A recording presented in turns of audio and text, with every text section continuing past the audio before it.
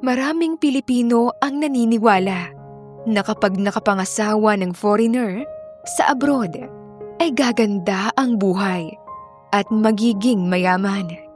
Ngunit sa totoo lang ay hindi lahat ng ganitong kwento ay nauuwi sa happy ending. Dear Miss Sunako, nais ko pong ibahagi sa inyo ang kwento ng aking buhay na hinding-hindi ko makakalimutan.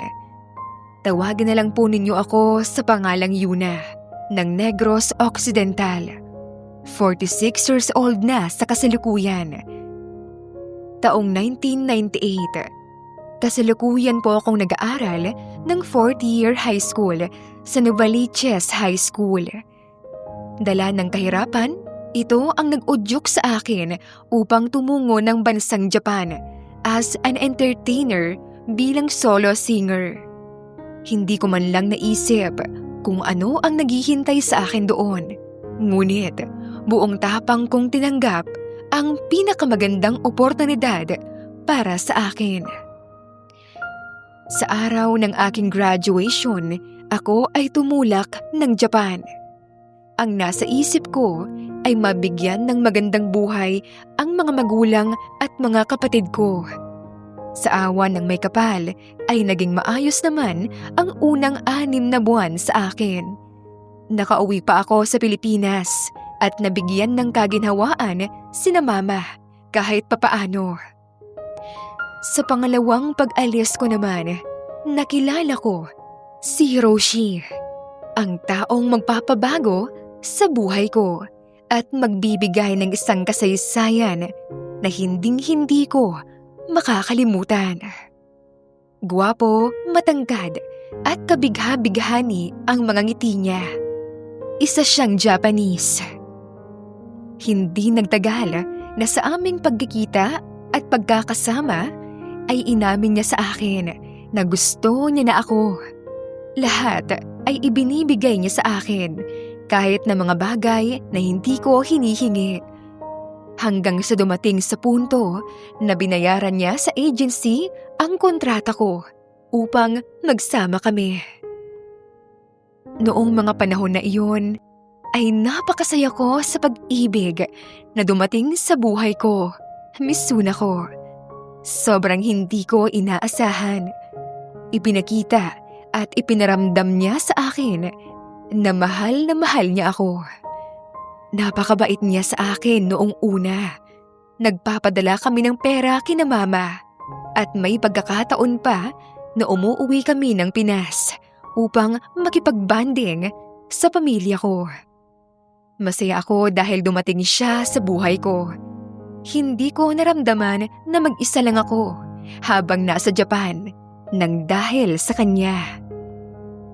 Subalit, totoo pala ang kasabihan na sa una lang pala masaya, sa una lang pala magaling. Dahil kung paanong hindi ko inaasahan ang pagdating niya sa buhay ko, ay mas lalong hindi ko inaasahan ang malaking pagbabago niya sa akin, sa relasyon namin. Ang pag-ibig na inakala kong magbibigay ng katiwasayan sa buhay ko ay ang siyang magiging bangungot ko pala. Sapagkat lumipas lamang ang 6 na buwan, ay doon na nagsimula ang kalbaryo ko. Pinapatrabaho niya ako sa construction site nila. Natuto ako na mag-drive ng backhoe. At para magkapera lamang, ay napilitan akong pumasok bilang waitress sa isang Thai restaurant para magkapera.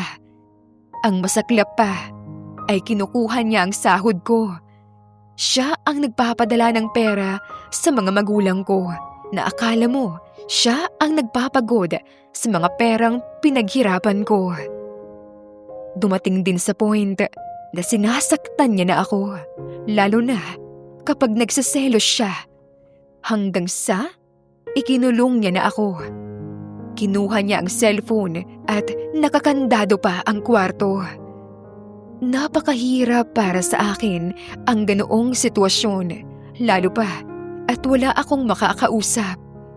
tanging 4 na sulok ng kwarto. CR na may maliit na bintana at TV lamang ang nakikita ko. Madilim, malungkot at nakakadepress. Habang ako ay nasa kwarto, minsan naririnig ko na may dala siyang babae at hindi lang iisa, kundi iba-ibang Pilipina. Ang masakit pa ay pumapasok lang siya sa kwarto pag ako ay gagamitin niya. Sinasaktan niya muna ako bago gamitin, pagsasawaan hanggang sa mapagod. Hindi siya naawa sa bawat butil ng luhang dumadaloy sa mga mata ko na nagsasabi na tama na, pagod na ako, nasasaktan na ako at ayoko na. Misuna ko pagkatapos niyang makuha ang gusto, ay iiwanan niya na ako. Iiwan niya akong miserable at awang-awa sa sarili. Where are you going? I am done with you. Hiroshi, let me out of here, please. Have mercy, Hiroshi. I'm begging you. Pagmamakaawa ko, ngunit ni hindi man lang siya lumingon at patuloy lang na lumabas ng silid. Tila naging gamit na ako sa kanya. Wala na ang dating Hiroshi na malambing at mapagmahal sa akin, na itinatrato ako dati na parang isang prinsesa. Habang nakakulong sa malungkot na silid, ay kinausap ko ang sarili ko. Panginoon, ano po ba ang nagawa ko? Bakit po nangyayari sa akin to? Sina Mama, ang pamilya ko. Miss na miss ko na sila. Diyos ko, tulungan niyo po akong makawala sa demonyong lalaking yun. Hanggang sa lumipas ang mga buwan, hanggang sa taon na ang lumipas, nang hindi namamalayang nakita ko na lang ang sarili ko, na nasanay na ang katawan ko sa kakabugbog niya. Tuyo na ang mga mata ko, na tila wala nang mailuluha pa, at nawalan na ako ng pag-asa na mabuhay pa. Ngunit napakabuti po ng Panginoon. Akala ko, hindi na magbabago ang impyernong buhay na sinapit ko. Sa kabila po ng kalungkutan at kalbaryo ng buhay ko, ay binigyan niya ako ng regalo. Misuna ko na buntis po ako. At si Hiroshi po ang ama. Masaya ako noon dahil akala ko yun na ang hudyat upang siya ay magbago. Ngunit mas lalo pa palang lalala ang lahat. Bagaman lumaki na ang tiyan ko ay wala pa rin siyang pakialam. Ang hiling ko lang ay kung hindi na niya ako mahal ay sana pakawalan at hayaan na lang niya ako na mabuhay ng maayos. Hindi yung ganito na kinukulong niya ako sa malupit niyang mga kamay. Nagawa pa niyang magbakasyon sa pamilya ko habang ako ay nakakulong. Walang makain at walang makausap. Oo, Misuna ko. Patuloy pa rin si Hiroshi sa pagkukulong sa akin sa madilim at malungkot na silid na iyon. Patuloy pa rin siya sa pang-aabusong pisikal sa akin. Sa araw na yun ay wala siya dahil nasa Pinas. Naging madilim ang paningin at isipan ko. Kung ipagpapatuloy ko pang mabuhay, mas lalo lang akong masisiraan ng bait at baka mapatay din ako ni Hiroshi dahil sa kalupitan niya sa akin. Kaya't sa halip na siya ang makapatay sa akin kung sakali, ay naisipan kong unahan na siya at wakasan na ang buhay ko. Naisipan kong magpakamatay, Misuna ko. May nakita akong blade at pumasok ako sa banyo. Pinuno ko rin ng tubig ang bathtub at pumasok na roon. Nilublob ko ang katawan ko habang umiiyak. Ang nasa isip ko ay kailangan ko nang tapusin ang buhay ko dahil pagod na ako.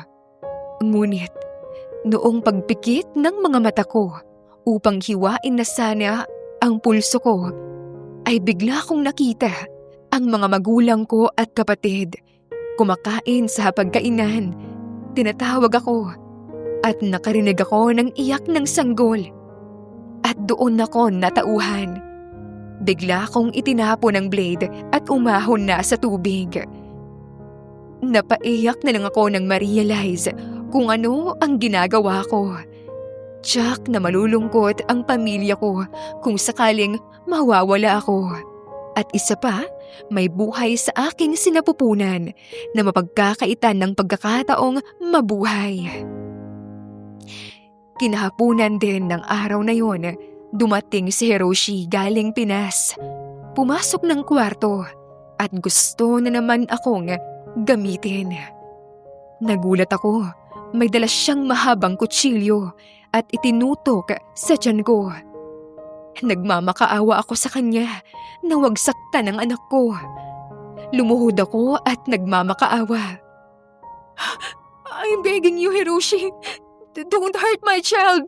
Our child, please. Subalit, imbes na maawa, ay bigla niya akong itinulak at umalis na naman. Lumipas pa ang ilang araw at hindi na siya nagpakita sa akin. Hanggang sa nagulat ako, bakit ako nakaihi sa higaan? Basang-basa ang hinihigaan ko.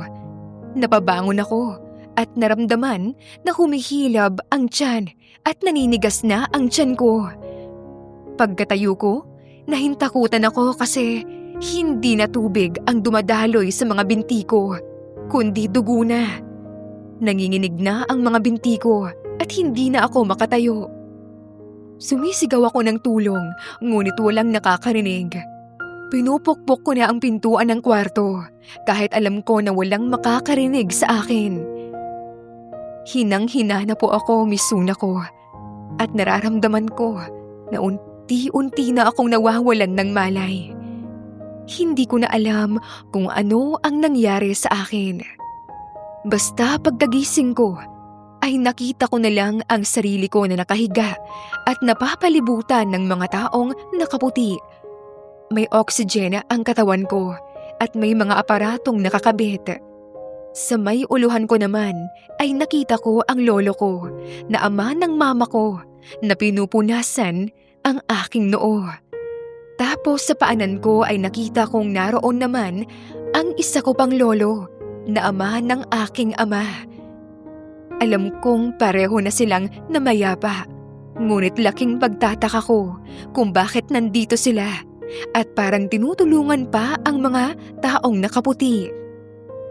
Pagdakay, bigla na lang akong nilamon ng napakaliwanag na ilaw. Misuna ko pagdilat ko ng mga mata ay nasa isang kwarto na ako, naka-dextrose, oxygen, at may iba pang ikinabit sa katawan ko. Umiiyak ako at tinawag ang kung sino mang makakarinig sa akin. Biglang pumasok ang isang babae na alam kong nurse at hinanap ko ang anak ko. Alam ko kasing naipanganak ko na ang aking anak ng mga oras na iyon. Sabi niya papasok daw ang doktor at wag daw ako mag-alala at okay naman ang baby ko. Malusog daw na lalaki. Natuwa naman po ako sa narinig at ligtas ang aking anak. Pumasok ang doktor at unang sinabi sa akin na magpasalamat daw ako sa mag-asawang nagdala sa akin sa ospital at ipinagtataka ko naman kasi wala naman po kaming kapitbahay na mag-asawa.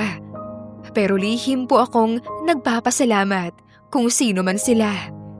At ang pangalawang tanong naman sa akin kung bakit daw bali ang isa kong ribs. At ito raw ang dahilan kung bakit ako nahirapan na manganak. Bakit daw puno ng paso ng sigarilyo ang katawan ko at may mga pagaling ng pasa sa buo kong katawan. Doon na po ako nag-breakdown, Misuna ko. At ikinuwento ko po ang lahat sa doktor. Ang lahat-lahat ng nangyari sa akin sa piling ni Hiroshi. Misuna ko na awa po sa akin yung doktor at sinabi niya na may paupahan siyang apartment. Doon daw muna ako pagkalabas ko. Libre daw at huwag akong mag-alala. Tutulungan niya ako sa lahat. Doon na ako nagtataka kung bakit hindi niya sinasali ang anak ko sa usapan. At doon niya sinabi na may cleft palate pala ang anak ko at kailangan na munang dumaan sa ilang operasyon bago mailabas sa ospital. Muling gumuho ang mundo ko. Galit na galit ako sa ama niya. Ngunit nagpasalamat ako dahil nakawala na ako sa hayop na yun.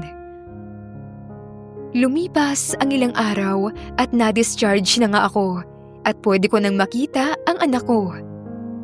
Pagdating ko ng ICU, naka-incubator ang anak ko. Misuna ko, awang-awa ako sa itsura ng aking anak. Biyak ang bunganga, nakadapa at tulog. Ang inosente niyang tingnan. Walang kaalam-alam sa malupit na sinapit sa hayop na ama.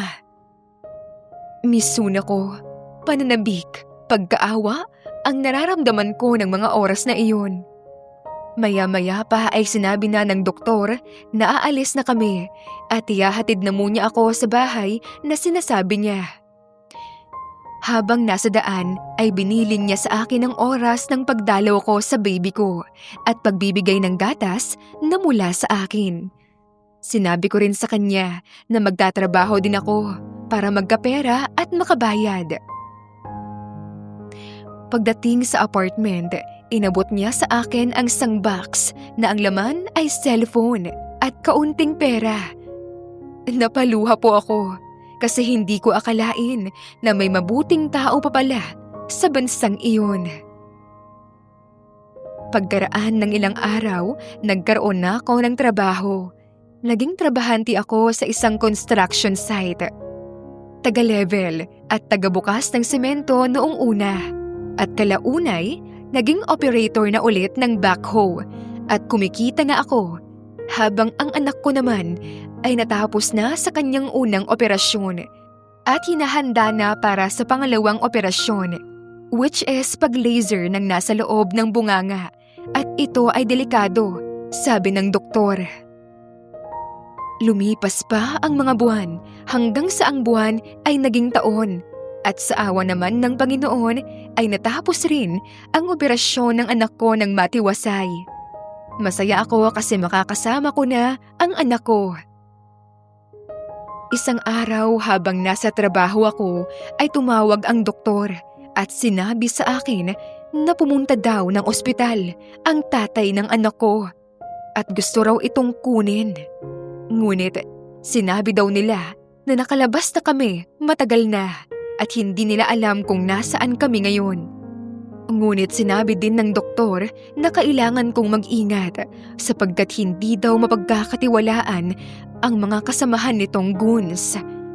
Miyembro pala ng grupong Yakuza ang tatay ng anak ko, Misuna ko, kaya't marami itong koneksyon. Nahintakutan po ako sa balita niya, kaya't dali-dali po akong umuwi at naghanap ng panibagong matitirhan upang hindi ako masundan. Alam na alam ko po kung ano ang kayang gawin ng hapon na yun, kaya't natakot po ako para sa buhay ko at sa buhay ng anak ko. Naulit at naulit ng ilang beses ang paglikas namin ng anak ko sa tuwing may nararamdaman akong nagmamatsyag sa akin. Hanggang sa isang gabi, habang ako ay naglalakad pa uwi, ay bigla kong narinig na may tumatawag sa akin na, Hey! Wait! Paglingon ko ay nakita ko ang isang lalaking nakamotor. Harley Davidson na motor at malaking tao. Diyos ko, nahintakutan ako, Misuna ko. Lakad-takbo ang ginawa ko hanggang sa hinarang niya ako. Hindi na ako makagalaw sa takot. Diyos mio, gusto lang palang malaman ang pangalan at cellphone number ko. Nagpakilala siya bilang si James.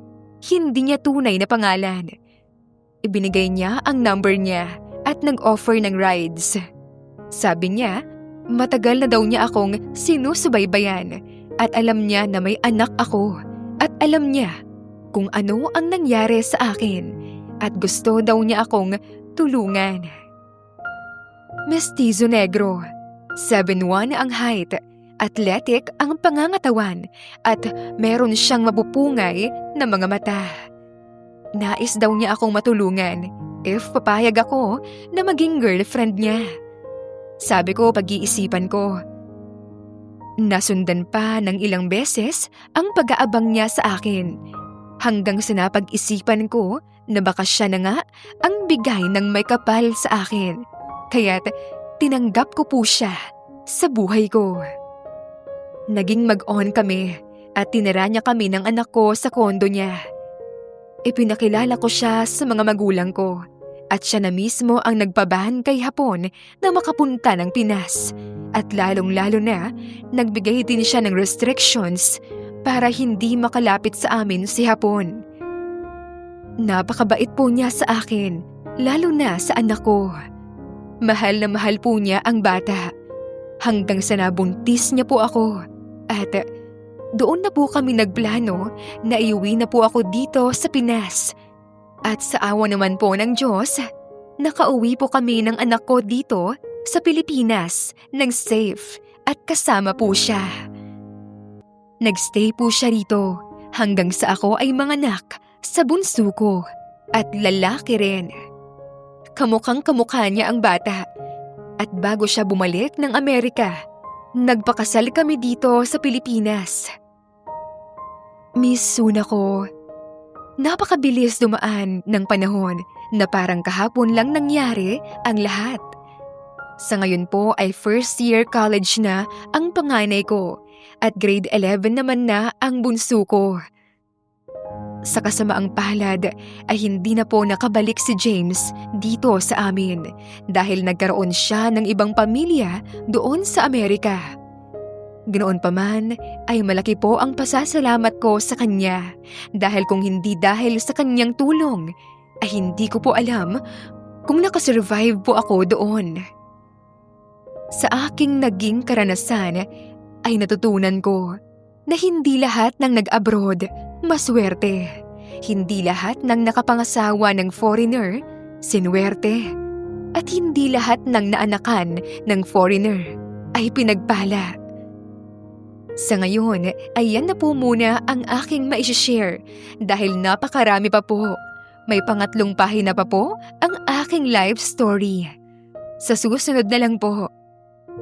Sa muli, ang babaeng malas sa pag-ibig, Yuna. Maraming salamat po sa pakikinig at huwag kalimutang i-like ang video kung nagustuhan nyo, mag-comment ng inyong opinyon at mag-subscribe at pindutin ang notification bell para palagi kang updated sa ating mga confession diaries. May lihim ka ba na gusto mong ipahayag? I-share mo na yan sa confession diaries at maging bahagi ng kwentong tunay at totoo. Tulungan ng ibang maunawaan na hindi sila nag-iisa. I-send mo ang iyong confession sa pinoyromancestories@gmail.com.